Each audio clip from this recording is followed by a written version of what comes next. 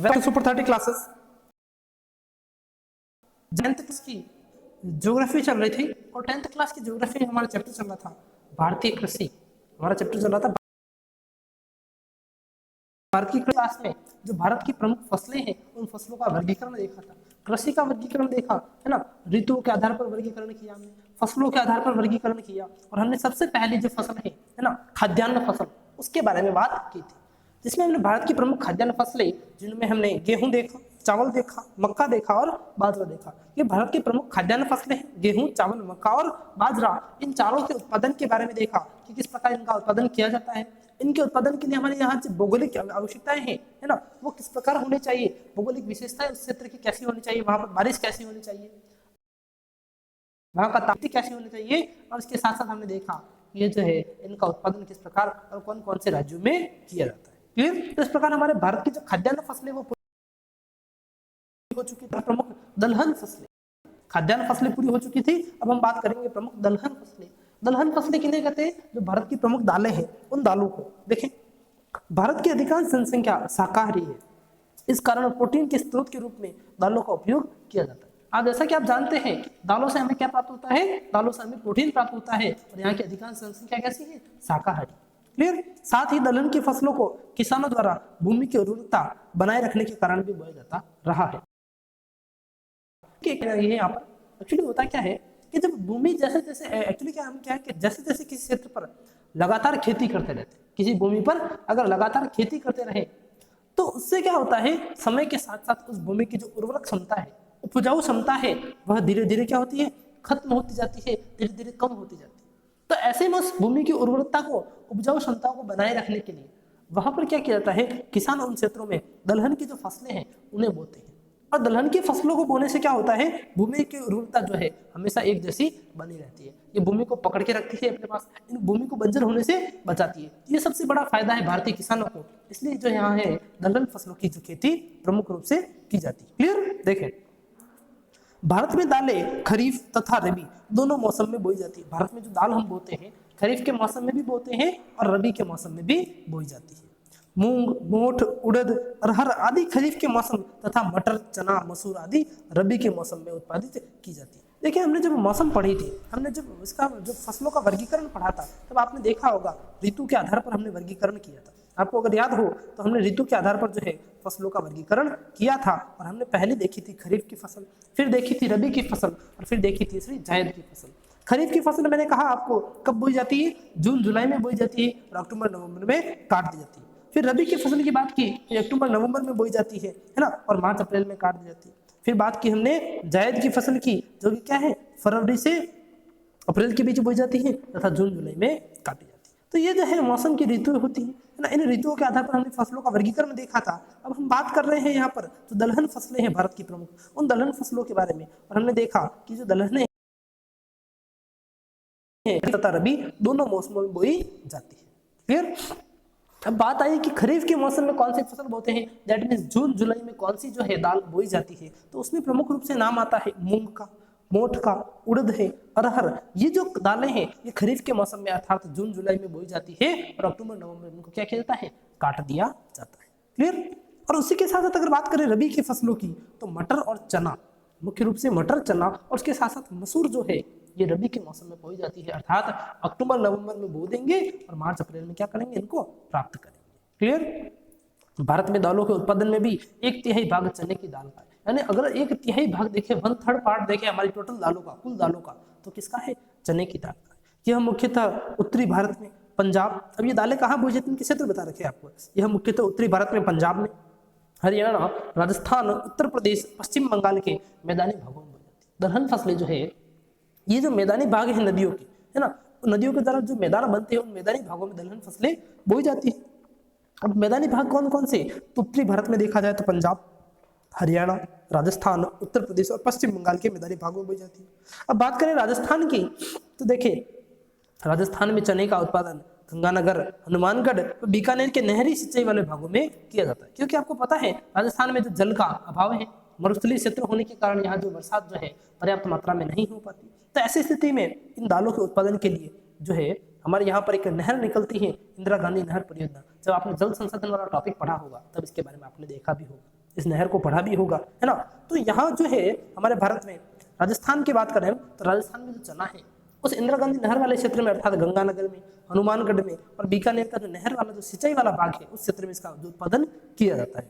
चने के बाद दूसरी प्रमुख फसल जो अगर बात की जाए तो दूसरी प्रमुख फसल कौन सी है? दलहन फसल जो है वो अरहर है। पहली तो है चना जो भारत की 1/3 भाग में बोई जाती है ना। और दूसरी प्रमुख फसल कौन सी है? अरहर है, जो कि ज्वार बाजरा व राई के साथ बोई। किसके साथ बोई जाती है? ज्वार बाजरा और राई। ये जो फसलें सभी एक साथ बोई जाती है, ज्वार बाजरा और राई, और उसके साथ साथ कौन सी? अरहर की फसल बोई जाती है, अरहर की दाल जो है बोई जाती है। क्लियर?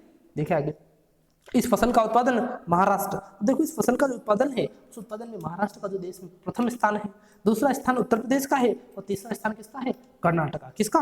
अरहर के उत्पादन में महाराष्ट्र का प्रथम स्थान है, उत्तर प्रदेश का दूसरा, कर्नाटक का तीसरा, फिर बाद में बात आती है बिहार, मध्य प्रदेश और आंध्र प्रदेश। यानी इस फसल को जो है महाराष्ट्र में बोया जाता है, उत्तर प्रदेश में बोया जाता है, कर्नाटक में बोया जाता है, बिहार में बोया जाता है, मध्य प्रदेश और आंध्र प्रदेश वाले क्षेत्रों में भी बोया जाता है। क्लियर हो गई? तो हमने यहाँ पर भारत की प्रमुख दलहन फसलों की बात कर रहे हैं, हमने चना देखा और हमने अरहर के बारे में बात कर ली। अब हम बात करेंगे उड़द व मूंग। देखिए उड़द तथा मूंग को ज्वार बाजरा व कपास के प्रायद्वीपीय भागों में बोया जाता है, यानी जहाँ पर जो देखो इसको कहाँ बोया जाता है? जो ज्वार बाजरा और कपास जहाँ बोई जाती है ना। तो एक्चुअली ये जो फसलें हैं, कपास जो है दलदल वाले क्षेत्र में होती है, जहाँ पर अत्यधिक दलदल होता है, कीचड़ होता है ना। ऐसे दलदली मिट्टी में क्षेत्र में कपास बोई जाती है, लेकिन उसका जो प्रायद्वीपीय भाग है यानी ऐसा क्षेत्र जहाँ पर चारों ओर पानी हो और बीच में थोड़ी सी उभरी हुई जगह हो, उस क्षेत्र में उड़द और मूंग को बोया जाता है। राजस्थान मूंग के उत्पादन में बात कर रहे हैं हम राजस्थान की, तो राजस्थान जो है मूंग के उत्पादन में देश में प्रथम स्थान पर, यानी भारत का सबसे ज्यादा मूंग का उत्पादन हमारे राजस्थान में होता है। और यहाँ पर मूंग का उत्पादन अर्ध शुष्क मरुस्थलीय भागों में, यानी राजस्थान जो है, राजस्थान में आपने देखा होगा कि जैसलमेर अर्ध शुष्क किसको कहते हैं, मैं समझा रहा हूँ आपको। देखिए जैसलमेर वाला एरिया, बाड़मेर वाला एरिया, बीकानेर वाला एरिया, ये तो ऐसा है कि बिल्कुल शुष्क मरुस्थलीय, शुष्क दैट मींस बिल्कुल सूखा है, ड्राई है ना, बिल्कुल सूखा हुआ है, वहां पर बारिश कम होती है। लेकिन उसके विपरीत हम थोड़ा सा उधर पश्चिम या पूर्व की ओर चले, जैसलमेर से थोड़ा पूर्व की ओर आए, दैट मींस अरावली पर्वतमाला के पश्चिम की ओर अगर हम आए तो वहां जो क्षेत्र है जालोर वाला क्षेत्र है, गंगानगर है, जोधपुर हो गया, नागौर हो गया, है ना, पाली है, ये जालोर है, तो ये जो है अर्ध शुष्क क्षेत्र में आते हैं। दैट मींस वहां पर जो सूखा है उस शुष्क क्षेत्र की तुलना में कम है। अर्ध शुष्क का मतलब है आधा सूखा और आधा गीला क्षेत्र, आधा सूखा और आधा गीला। दैट मींस आधी क्या हो, कुछ भाग में बारिश हो जाती है और कुछ भाग में इसका सूखा रह जाता है।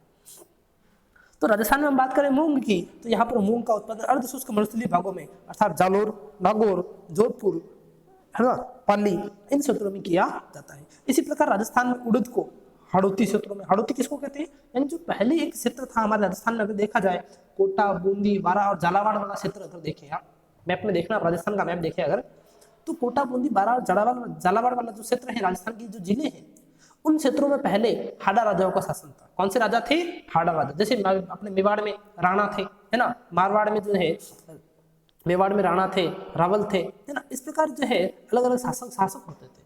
तो इसी प्रकार कोटा, बूंदी और बारां और झालावाड़ वाला जो क्षेत्र है वहां पर पहले हाड़ा राजा होते थे, इसलिए उस क्षेत्र को हम क्या कहते हैं? हाड़ौती प्रदेश कहते हैं। क्या कहते हैं? हाड़ौती प्रदेश। तो राजस्थान में उड़द जो है इन हाड़ौती प्रदेश में अर्थात कोटा, बूंदी, झालावाड़ वाले क्षेत्रों में बोई जाती है। अगर बात करें मेवाड़ में, तो मेवाड़ में हमारे चित्तौड़गढ़, उदयपुर, भीलवाड़ा तथा दक्षिणी राजस्थान में बांसवाड़ा में बोया जाता है। हम बात कर रहे हैं उड़द की, और हमने देखा उड़द जो है हाड़ौती प्रदेश में बोया जाता है।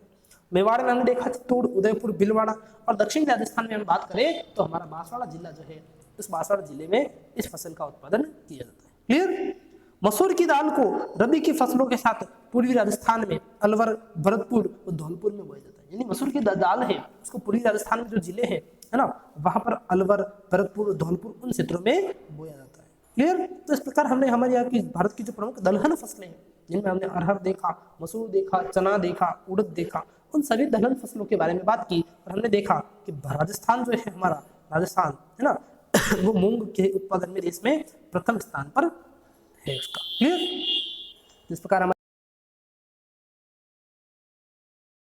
दलहन फसल या वाणिज्यिक या नकदी फसलें, बात करें अगर मुद्रादायनी फसलें की, वाणिज्यिक फसलें या नकदी फसलें, यानी ऐसी फसल जिनको बेचकर किसान को क्या हो, आय हो, उसको कोई मुद्रा प्राप्त हो, है ना, उस फसल को क्या कहते हैं, मुद्रादायिनी फसल कहते हैं। जिससे नकद प्राप्त हो इसलिए नकदी फसल भी कहते हैं, और इसका उपयोग उद्योगों में होता है इसलिए इसको वाणिज्यिक फसल भी कहते हैं। देखें, भारत में कुल कृषि भूमि के 1/4 भाग पर मुद्रादायिनी फसलों का उत्पादन किया जाता है। यानी भारत में कुल कृषि भूमि जितनी भी है, कि जितनी भी पूरी भारत की कुल कृषि भूमि है, उसका 1/4 पार्ट जो है, उसका 1/4 दैट मीन्स 25% जो भाग है, उस पर जो है ये मुद्रादायिनी फसलें अर्थात ये जो नकद फसलें जिनको बेचा जाता है मार्केट में, उन फसलों को जो है उत्पादन किया जाता है। ये फसलें जहाँ किसानों की आय का साधन है, वहीं उद्योगों को कच्चा माल भी प्रदान करती है। यानी कि फसलें जो है मुख्य रूप से तो किसानों को क्या करती है, आय प्रदान करवाती है, किसानों को कुछ ना कुछ इनकम होती है, और उसके साथ साथ ये क्या करती है, उद्योगों के लिए कच्चा माल उपलब्ध करवाती है। जैसे अगर देखें तो गन्ना है, गन्ना क्या होगा, किसान ने गन्ने का उत्पादन किया और उसको क्या करेगा, मार्केट में बेच देगा, किसी फैक्ट्री वाले को, इंडस्ट्री वाले को बेच देगा। अब उसको बेचा तो उस इंडस्ट्री वाले ने क्या कर दिया, उस गन्ने से शक्कर बनाई, गुड़ बनाया, तो उसके लिए वो गन्ना है एक कच्चे माल के रूप में उपयोग में आया और किसान को उससे आय हुई। जैसे कपास हुआ, कपास से है ना वस्त्र बनाए जाते हैं, रेशे बनाए जाते हैं, तिलहन हुआ, जूट हुए, तंबाकू, ये जो प्रमुख फसलें हैं, इन्हें जो है गन्ना, कपास, तिलहन, जूट और तंबाकू, इनको व्यावसायिक फसलें कहा जाता है। इन्हीं को मुद्रादायिनी फसलें भी कहते हैं, इनको नकद फसलें भी कहते हैं। इसका रीजन क्या है, क्यों इन्हें व्यावसायिक फसल कहते हैं, वो मैंने आपको पहले बता दिया कि इन फसलों को बेचकर किसान जो है आय प्राप्त करते हैं, पहली चीज। दूसरी चीज, ये उद्योगों के लिए कच्चा माल प्रदान करती है। क्लियर। अब देखिए आगे बात करते हैं गन्ना की। जो पहली व्यावसायिक फसल है गन्ना, उसके बारे में। गन्ना भारतीय मूल का पौधा व बांस वनस्पति का वंशज है। देखो आपसे सबसे बड़ा बहुत ही अच्छी लाइन आई है यहाँ पर कि जनरली जो है हम देखते हैं कि अगर किसी से क्वेश्चन पूछा जाए कि सर गन्ना जो है वो पौधा है, पेड़ है या घास है, गन्ना पौधा है, पेड़ है या घास है ना, तो सीधी सी बात है गन्ना एक प्रकार की बांस है। क्या है, एक प्रकार की घास है ना, एक प्रकार का क्या है, घास। घास जो होती है उस घास की कैटेगरी में गन्ने को शामिल किया जाता है ना। जैसे बांस है, बांस नहीं होता, बांस की लकड़ी होती है बैम्बू, उसको भी घास की कैटेगरी में शामिल किया जाता है। देखें, गन्ना भारतीय मूल का पौधा एवं बांस वनस्पति का क्या है, वंशज है। यानी गन्ने का जो उत्पादन है प्रमुख रूप से भारत में ही किया जाता है, सबसे पहले उत्पादन भारत में ही हुआ था। आगे देखें, यह जहां देश की व्यावसायिक फसलों में प्रथम स्थान रखता है, वही उत्पादन और तथा उत्पादक क्षेत्र की दृष्टि से भी भारत विश्व में प्रथम स्थान रखता है। देखें, व्यावसायिक फसलों में सबसे प्रमुख स्थान जो है गन्ने का ही है, क्योंकि सबसे ज्यादा आय जो है हमें गन्ने से ही प्राप्त होती है। और अगर इसका उत्पादन देखा जाए या उत्पादन का क्षेत्र देखा जाए, है ना, कितनी क्वांटिटी में इसका उत्पादन होता है, उस क्वांटिटी यानी मात्रा के बारे में बात करें तो सबसे ज्यादा उत्पादन भी इसका भारत में ही होता है। अगर उत्पादन का क्षेत्र देखा जाए, कितने भाग पर इसकी खेती की जाती है, तो उस उत्पादन क्षेत्र की दृष्टि से भी भारत विश्व में प्रथम स्थान है, अर्थात सर्वाधिक भाग पर, सर्वाधिक क्षेत्रफल पर जो है गन्ने की खेती की जाती है। क्लियर। भारत विश्व के 50% गन्ने का उत्पादन करता है। अच्छा देखिए, पूरा विश्व का जो 50% गन्ना है, आधा गन्ना जो है केवल भारत, अकेले भारत जो है उसका उत्पादन कर देता है। भारत में गन्ने का उत्पादन उष्णकटिबंधीय भागों में किया जाता है। यानी भारत में गन्ने का उत्पादन कैसे क्षेत्रों में किया जाता है जहाँ का तापमान कैसा हो, उच्च तापमान हो, जहाँ पे जो है अधिक गर्मी पड़ती हो, उन क्षेत्रों में जो है गन्ने का उत्पादन किया जाता है। गन्ने के उत्पादन के लिए 150 से 400 सेंटीग्रेड तापमान तथा 100 से 200 सेंटीमीटर वर्षा। देखो, गन्ने के उत्पादन के लिए कुछ ज्योग्राफिकल कंडीशंस होना जरूरी है। इसमें 150 से 400 सेंटीग्रेड क्या होना चाहिए, तापमान होना चाहिए।